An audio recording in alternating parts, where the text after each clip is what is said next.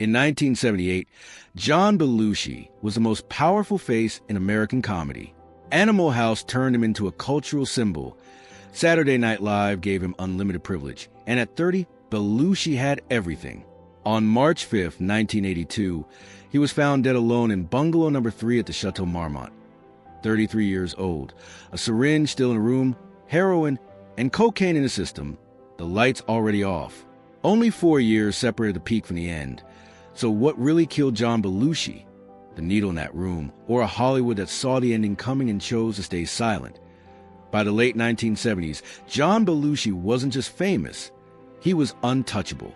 At Saturday Night Live, he wasn't an employee but a force.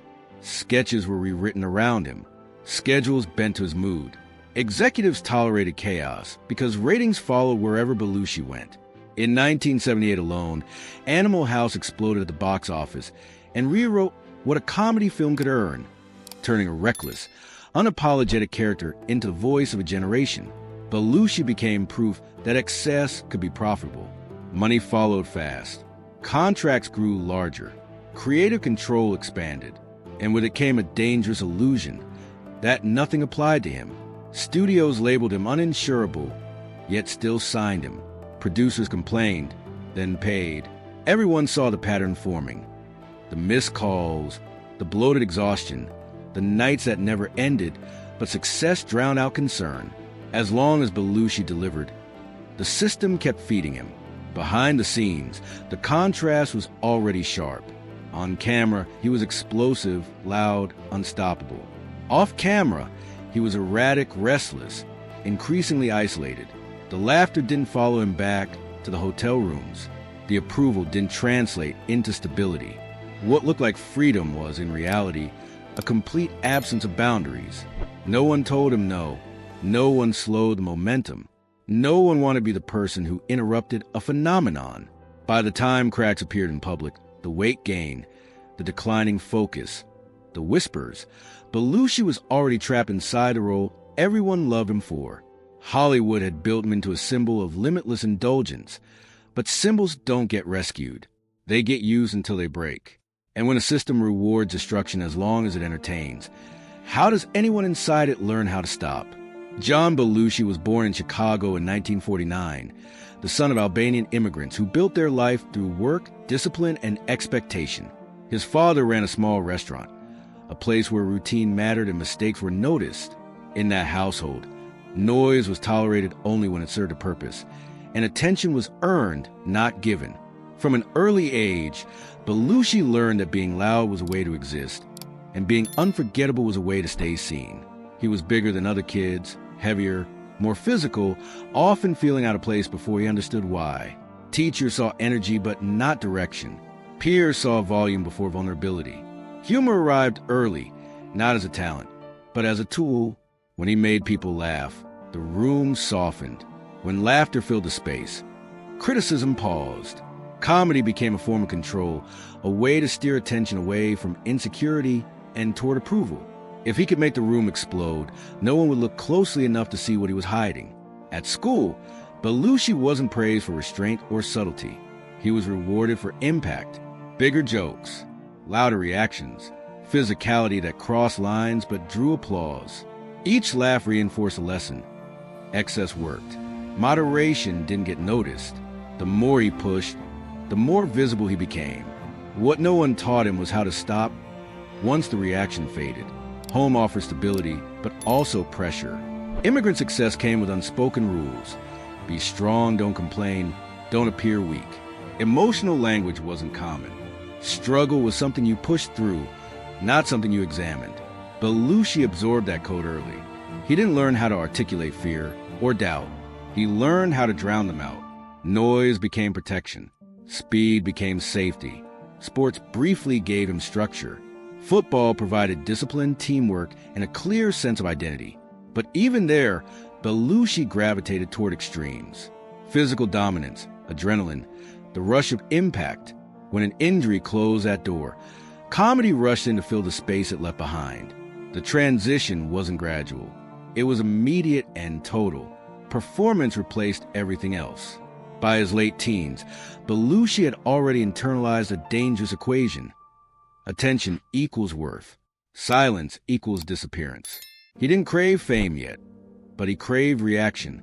Being ignored felt worse than being criticized. So he leaned into characters that were louder, angrier, more reckless than himself. Each role created distance between who he was and what the audience consumed.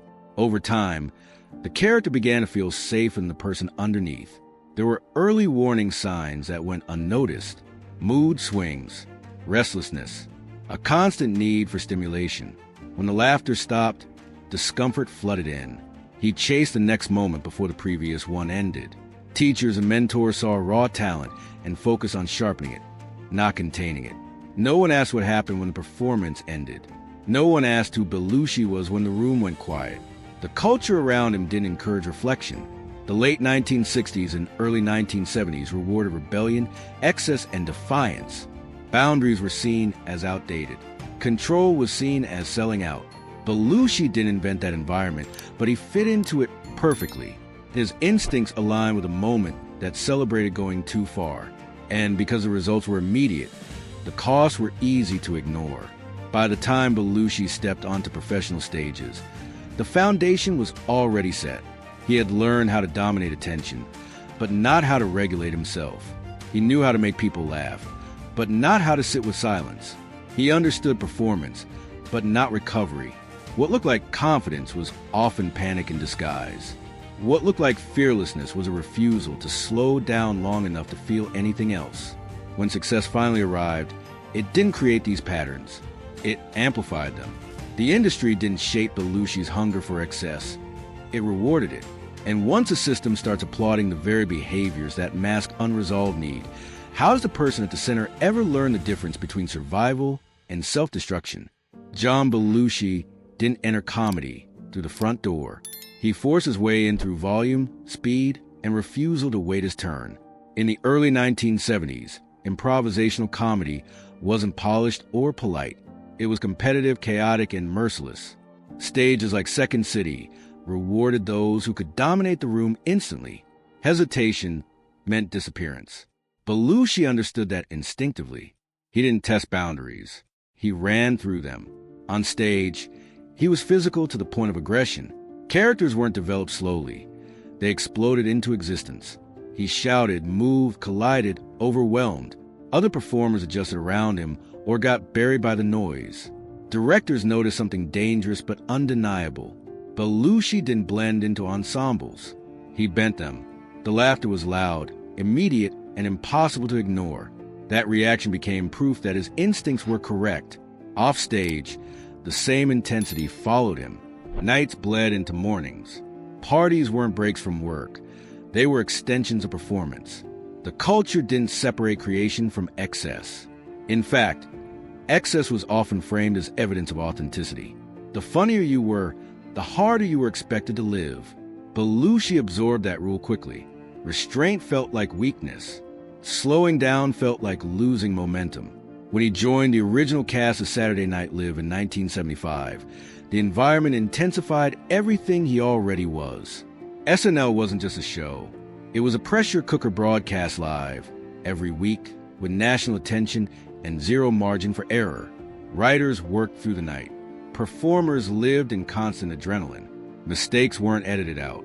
They were witnessed by millions. Belushi thrived in that chaos. The risk sharpened him. The exhaustion fed him. From the beginning, Belushi wasn't treated like a newcomer. He was treated like a weapon. Sketches were built to unleash him at the right moment.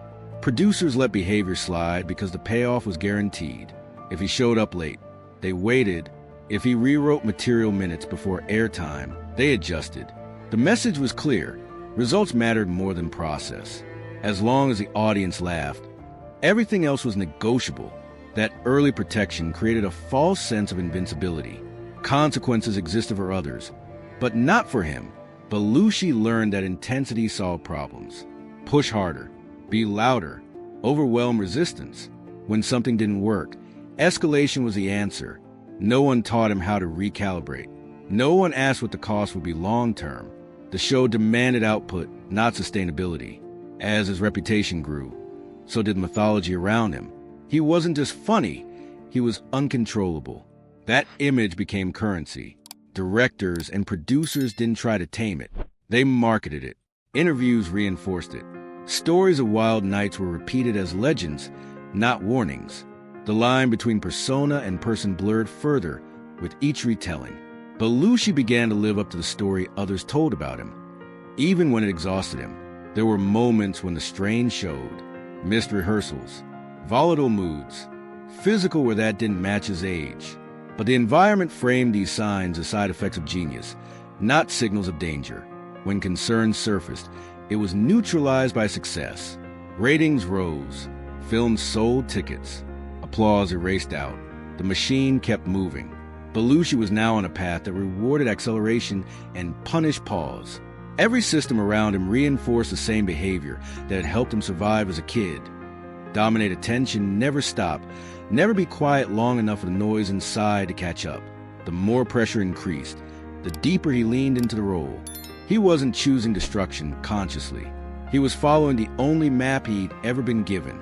By the time Belushi became a national figure, his way was already locked in. Comedy wasn't just what he did. It was how he coped, how he hid, how he avoided stillness. The industry didn't create that pattern, but it validated it at every step. And when an entire career is built on never slowing down, what happens when the momentum finally turns against you? By the late 1970s, John Belushi wasn't chasing success anymore. He was defining it. Saturday Night Live had become appointment television, and Belushi was the axis everything rotated around. When he walked into the studio, the room recalibrated. Writers waited for his mood. Directors planned for his energy. The show didn't just accommodate him. It relied on him. Laughter followed. Ratings spiked. And every week reinforced the same conclusion. Whatever Belushi did, it worked. Animal House in 1978 sealed the transformation from television star to cultural force. The film didn't just perform well. It rewrote expectations. Its anarchic tone, crude humor, and unapologetic excess captured something raw about the moment. Belushi's character wasn't refined or likable in a traditional sense, but audiences didn't care. They recognized a permission slip. Be loud. Be reckless. Break the rules. The box office numbers turned that permission into profit, and Hollywood listened closely when money spoke. With success came leverage. Belushi gained creative control rarely offered to someone his age. He wasn't just cast. He influenced direction. Decisions that would have ended other careers were waved through. Missed meetings were forgiven. On-set volatility was reframed as intensity. The industry's tolerance expanded with each hit. As long as Belushi delivered moments that trended, nothing else mattered. Discipline was optional. Structure was negotiable. The public image hardened quickly. Media outlets didn't present Belushi as a comedian who sometimes went too far. They presented him as excess incarnate. Wild nights became anecdotes. Unpredictability became charm. Interviews leaned into myth, and Belushi learned that playing along brought rewards. The persona sold tickets. The persona protected him from scrutiny. What was marketed as authenticity slowly became obligation. To disappoint the myth felt riskier than to exhaust himself. Behind the applause, the pace was relentless. SNL's weekly cycle offered no recovery. Rehearse, rewrite, perform, repeat. Late nights bled into early mornings. Stimulants blurred into necessity. The body kept up because it had to. When exhaustion showed, it was hidden behind characters louder than fatigue. On screen, Belushi was explosive. Off screen, the silence felt unbearable. The contrast widened. Hollywood's response wasn't concern. It was escalation. More projects. Bigger deals. The same behaviors that would have triggered intervention elsewhere were reclassified as quirks of genius. Studios quietly labeled him uninsurable, acknowledging the risk while continuing to invest. That contradiction defined the era. Everyone knew there was a problem. No one wanted to be the one to pause a cash flow that seemed endless. The feedback loop tightened. Success demanded output. Output demanded energy. Energy demanded shortcuts. Each step felt justified because the results kept coming. Belushi wasn't rewarded for balance or growth. He was rewarded for impact. The system didn't ask whether he was well. It asked whether he could deliver. And as long as the answer was yes, the machine kept moving. There were moments when the cracks became harder to ignore. Weight fluctuations, miscues, focus slipping between takes. Whispers circulated, but they were drowned out by applause. Belushi himself sensed a strain, but slowing down felt like betrayal of the audience, of the myth, of the momentum that had lifted him from obscurity to dominance in record time. Stopping meant confronting the noise he had spent a lifetime outrunning. The irony of his peak was cruel. From the outside, it looked like total freedom. Money, fame, influence. Inside, the margins for error had vanished. Every appearance carried expectation. Every pause invited replacement. The industry that elevated him also made him expendable the moment he stopped producing at maximum intensity. Belushi understood that instinctively. He pushed harder because he believed slowing down would make him invisible again. By the end of the decade, John Belushi had become a symbol larger than himself. Not just a comedy, but a culture that equated excess with authenticity and output with worth. The laughter was real. The success was undeniable. But so was the cost. The brighter the spotlight became, the fewer shadows were left to hide in. And when an entire system celebrates the very behaviors that erode a person from the inside, how long can illusion of control possibly last? The collapse didn't begin with drugs. Drugs only made it visible. Long before heroin and cocaine entered the story as causes of death, they had already become tools. Shortcuts used to keep a system running at a speed it was never designed to sustain. For John Belushi, substances weren't about escape. They were about maintenance. Staying loud, staying sharp, staying ahead of the silence that crept in whenever the applause faded. By the end of the 1970s, the line between work and survival had disappeared. SNL demanded constant readiness. Film projects stacked without recovery time. Travel erased routine. Sleep became optional. In that environment, stimulants felt practical, almost professional. Cocaine wasn't framed as self-destruction. It was framed as fuel, something that helped you stay present, stay funny, stay relevant. Belushi didn't introduce that logic to Hollywood. Hollywood handed it to him fully formed. The more visible he became, the more isolated he felt. Fame surrounded him with people, but removed intimacy. Everyone wanted access to character. Few knew how to approach the person underneath. Conversations stayed shallow. Relationships revolved around schedules, appearances, and output. When Belushi wasn't performing, he felt exposed. Stillness didn't bring rest. It brought discomfort. The quiet he had avoided since childhood returned with force.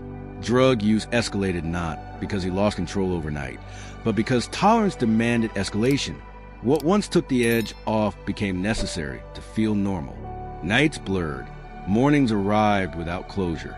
The body adapted until it couldn't. Mood swings intensified. Energy spiked and crashed.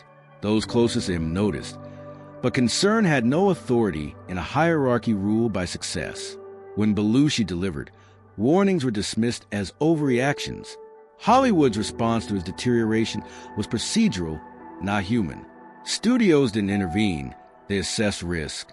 Insurance companies flagged him. Contracts included contingencies. The word, uninsurable, circulated quietly, a label that acknowledged danger without addressing it. He was too valuable to stop, too profitable to confront.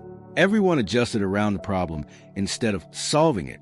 That accommodation felt like acceptance, but it was abandonment disguised as tolerance. Belushi sensed a shift in how people looked at him. Admiration mixed with caution, excitement with fatigue. He felt pressure to prove that the machine still worked, that he still worked. So he pushed harder. He leaned into persona that drew laughter, even when exhausted him. Vulnerability felt unsafe. Admitting struggle felt like surrender. The mythology around him didn't allow room for weakness, and he had helped build that myth himself. There were attempts to regain balance, promises to slow down, short-lived resets, moments of clarity where the cost became obvious. But clarity didn't last in an environment that rewarded relapse with applause. Each comeback reinforced a belief that limits were optional. Each successful appearance erased the urgency of change. The cycle tightened because it worked, until it didn't. Emotionally, Belushi grew more volatile. Anger surfaced without warning. Paranoia crept in. Trust eroded. He wanted connection, but rejected anything that felt controlling. Concern felt like criticism. Intervention felt like threat. The same instincts that once helped him survive now blocked help from reaching him. He had trained himself to overpower discomfort, not examine it. Those around him faced their own conflicts. Friends saw the danger but feared alienation. Colleagues noticed decline but feared consequences. Studios saw liability but feared loss. In that stalemate, nothing changed. Silence became policy. The absence of boundaries was mistaken for freedom. In reality, it left Belushi alone with habits that grew stronger as the support systems weakened. By the early 1980s, the contrast was unmistakable. On screen, he remained magnetic. Off-screen, he was increasingly unrecognizable to those who remembered him before the momentum took over. The energy that once felt limitless now looked desperate. The laughter still came, but it arrived later, thinner, strained. Belushi felt it slipping. And when a person who has built everything on momentum senses it slowing, what do they do except accelerate further? This was the point where collapse became inevitable, not because one bad decision loomed, but because every system around him had taught the same lesson for years. Keep going, no matter the cost. And when stopping feels more dangerous than continuing, how does anyone recognize the moment they've already gone too far? By early 1982, John Belushi's life had narrowed to a fragile routine built around avoidance. Projects stalled. Energy spiked unpredictably. Friends rotated in and out of his orbit, some trying to help, others simply passing through. The line between concern and complicity blurred.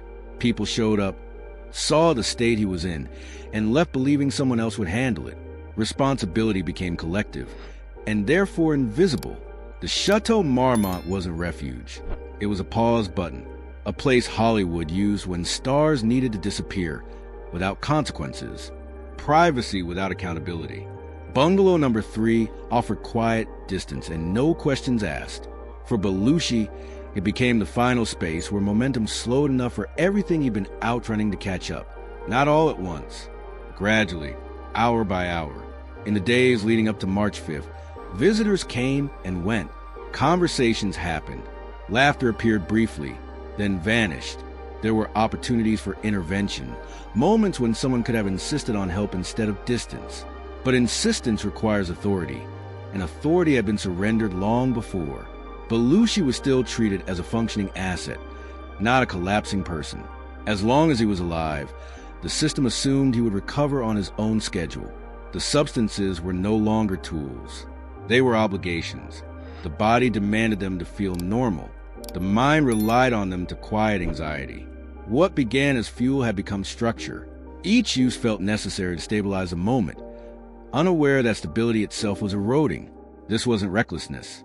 It was dependence disguised as routine. The danger wasn't dramatic. It was cumulative. When Belushi was found dead, the facts were clinical. 33 years old. A lethal combination of heroin and cocaine. No signs of struggle. No final performance. No audience. The room held what the industry had refused to confront.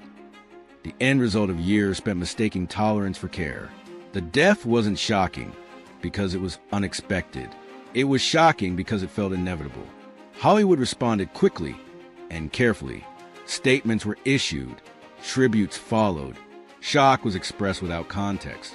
Grief was framed as personal rather than systemic. The narrative focused on individual choice, isolating the outcome from the environment that had rewarded every step toward it. The machine mourned briefly, then moved on. Projects adjusted, schedules refilled, another absence absorbed. Privately, many admitted what publicly went unsaid. They had seen it coming. They had watched the deterioration and chosen distance over disruption, not out of cruelty, but out of fear. Fear of confrontation, fear of blame, fear of slowing a system that punished anyone who interrupted momentum. Belushi became a cautionary tale spoken in whispers, not a catalyst for change. The aftermath exposed an uncomfortable truth. Belushi's death didn't mark a boundary for Hollywood. It marked a template. The same patterns would repeat with different faces, different decades, different substances. The industry learned how to process loss without changing behavior. Grief became procedural, reflection optional. What makes Belushi's collapse especially unsettling isn't the presence of addiction, it's the absence of resistance. There were resources, there was money, there was awareness. What was missing was willingness. Willingness to say no to a performer who made people laugh. Willingness to risk short-term loss to prevent permanent damage. That choice was avoided again and again. Belushi didn't die because he was ignored. He died because he was indulged. Every accommodation pushed the line further. Every exception taught him limits were negotiable. By the time the body failed, the system had already decided the cost was acceptable. The tragedy wasn't sudden. It was managed. And when the lights went out in bungalow number 3, what ended wasn't just a life, but an experiment Hollywood continues to run. How far can talent be pushed before responsibility is required? If everyone sees the fall coming and no one intervenes, does the blame belong to the person who collapses, or to the silence that makes collapse inevitable? There was no clean turning point in John Belushi's life, no dramatic decision, no clear break between destruction and recovery. What existed instead was a narrow exit that appeared briefly, repeatedly, and was never taken. Not because Belushi didn't see it, but because everything he had learned told him stepping off momentum was more dangerous than staying on it. By the early 1980s, Belushi understood the cost of the life he was living. The body was no longer cooperating. Energy required preparation. Recovery took longer. The noise that once energized him now felt compulsory. He wasn't chasing chaos anymore. He was maintaining it. And maintenance required effort that grew heavier with every month. Marriage was often framed as hope, but in reality it was pressure. Judith Jacqueline represented structure, expectation, and the possibility of a private self. That possibility terrified him. Stability demanded consistency. Consistency required boundaries. Boundaries had never been part of Belushi's survival system. He wanted the benefits of normalcy without surrendering the mechanisms that had kept him visible. The contradiction was unresolved. Professionally, Belushi spoke about change, but the system didn't listen for nuance. Hollywood didn't hear, "I want to slow down." It heard, "I might stop delivering." In an industry built on replacement, that was unacceptable. The roles offered to him didn't evolve. The expectations didn't soften. The persona remained fixed. He was still supposed to be loud, reckless, explosive. Even as a capacity to sustain that image eroded, attempts at moderation existed. But they were tactical, not structural. Short pauses, temporary adjustments, brief reductions framed as resets rather than exits. Each time he tried to recalibrate, the environment pulled him back. Applause resumed. Deals reappeared. The machine rewarded return, not restraint. Recovery without withdrawal was impossible. Withdrawal without replacement felt like erasure. The problem wasn't a lack of awareness. It was timing. Belushi recognized the danger only after the habits had become load-bearing. The life he had built required the very behaviors he needed to abandon. Slowing down threatened income, relevance, identity. Acceleration felt familiar, even when it hurt.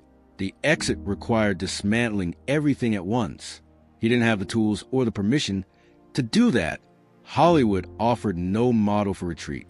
There were no examples of powerful figures stepping back without being replaced. Longevity was discussed but rarely practiced. Belushi didn't see a future where he could be quieter and still matter. The industry reinforced that fear constantly. When he appeared less volatile, less explosive, the response wasn't relief. It was doubt. Had he lost it? Was the edge gone? Internally, the cost of change felt higher than the cost of continuation. Without chaos, the silence returned. And silence had always been dangerous territory. It carried self-questioning, regret, and vulnerability he had never been taught to manage. Noise drowned those out. Speed outran them. Stillness forced confrontation. Belushi chose a familiar threat over the unknown one. Friends noticed the narrowing options. The windows for intervention grew smaller. Each mischance hardened into precedent. The longer he stayed in motion, the harder it became to imagine stopping. This wasn't rebellion anymore. It was inertia. The same momentum that had carried him upward now prevented any meaningful turn. What makes this phase tragic isn't that help was unavailable. It's that it required Belushi to step outside the identity that fed him. Recovery demanded he become someone Hollywood didn't know how to use. That risk felt existential. When your worth has been measured in output for years, rest feels like disappearance. And disappearance felt worse than damage. By the final months, the exit was no longer framed as opportunity. It was framed as loss. Slowing down meant surrendering leverage, relevance, protection. The system didn't push him toward collapse. It simply refused to support anything else. In that vacuum, old patterns filled the space automatically. There was no dramatic decision to self-destruct. There was only a series of non-decisions. Moments when change was possible but unsupported. When concerns surfaced but lacked authority. When intervention was deferred because tomorrow felt safer than today. Each delay made the next one easier. Belushi didn't miss the exit because he was reckless. He missed it because it was unmarked. No sign told him slowing down wouldn't end his career. No evidence showed that survival was more valuable than performance. The industry had taught him one lesson consistently.